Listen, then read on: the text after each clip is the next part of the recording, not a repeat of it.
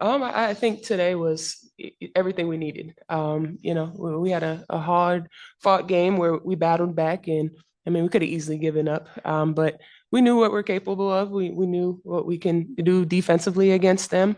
If we come out with that same intensity from the beginning, possibly it could be a different game. But I mean, they hit tough shots down the end. Um, yeah, it was a tough one. I felt like, our fourth quarter, our defensive energy and intensity was really good. We did a great job of getting stops. We made some plays down the stretch. They just made one more play, a heck of a shot. Certainly by Carlton. They're a tough team because they can score at all five positions the way they spread the floor. We had some inconsistencies throughout the second and third quarter that hurt us. But I'm proud of our team's effort in the fourth to get back in the ball game and put us in position to win. We just couldn't finish it out, and they made a heck of a play.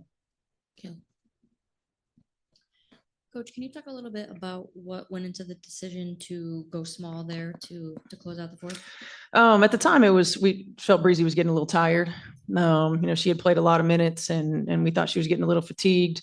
And Minnesota's a team that we traditionally have played a lot more small ball with, and it gave us some flexibility defensively to be a little bit more versatile, to be able to play them a different way. And, it was effective for us on the defensive end of the floor, and we spread the floor. So we were able to spread them out a little bit more and get some good looks.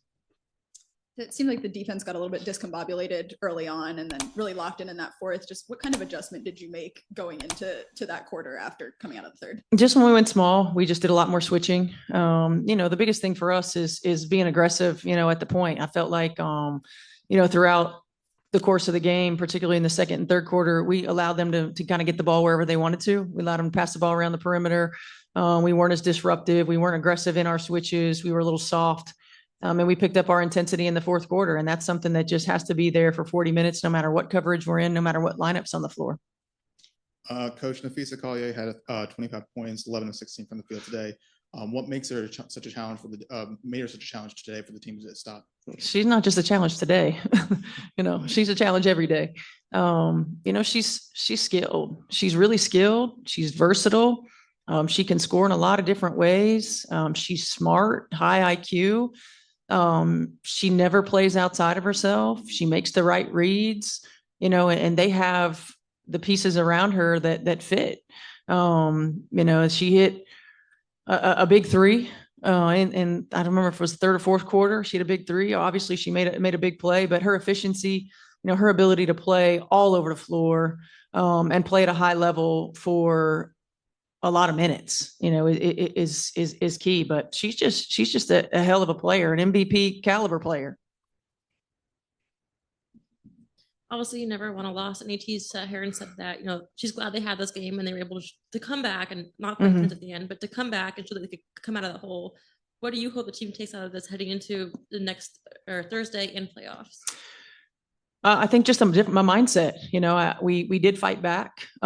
We did position ourselves to win. We did execute in time and score situations. We strung, multiple stops together against one of the best offensive teams in the league. I think we got to take that. I think the biggest continue to be growth area for us is just we have to do that consistently. It's going to be a game of runs, and it's for 40 minutes. It's going to be a game of runs. We just can't have as many lapses. I think in the second and third quarter, there wasn't one time where we scored back-to-back buckets, right? So when we get stops, we've got to be able to get scores, and we got to put it together on both ends of the floor more consistently.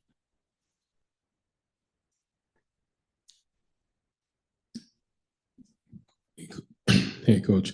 You always talk about you always are playing for the long game. With everything that's going on right now, how much is rest for your players, especially your veteran players, going to play a part in Thursday's game? I think it plays a part in every game at this time of the year. Certainly we're always really mindful of that when we're given time off or when we're having mental days. That might just be film or walkthrough. It's a tough balance because you can't allow you got to still have preparation, right? So we've got to balance both of those things, and I feel like we've done a fairly good job of that. We work really closely with our athletic training staff, and they have eyes on pretty much everything that we need to from a fatigue standpoint and injury standpoint, and communicate with us, and collectively we make decisions. Any other questions?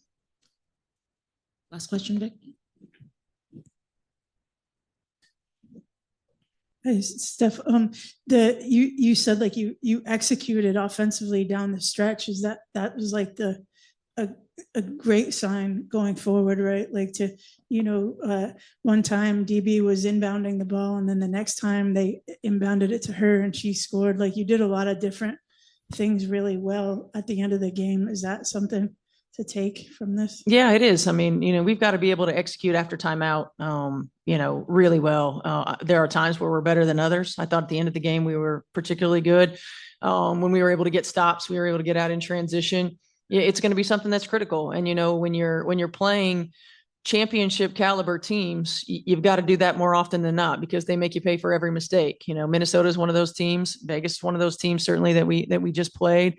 New York is one of those teams that these teams that are perennially fighting for championships. Your margin for error is smaller. And so for us, we've just got to be able to put a full 40 together. Thank you. I think today was everything we needed. We had a hard fought game where we battled back, and we could have easily given up. But we knew what we're capable of. We knew what we can do defensively against them. If we come out with that same intensity from the beginning, possibly it could be a different game. But they hit tough shots down the end, contested shots. So we have nothing to hang our heads on. Eventually they were going to get one against us, and we'll go back, watch the video, and be ready for next game and get ready for playoffs. Yeah. Who else?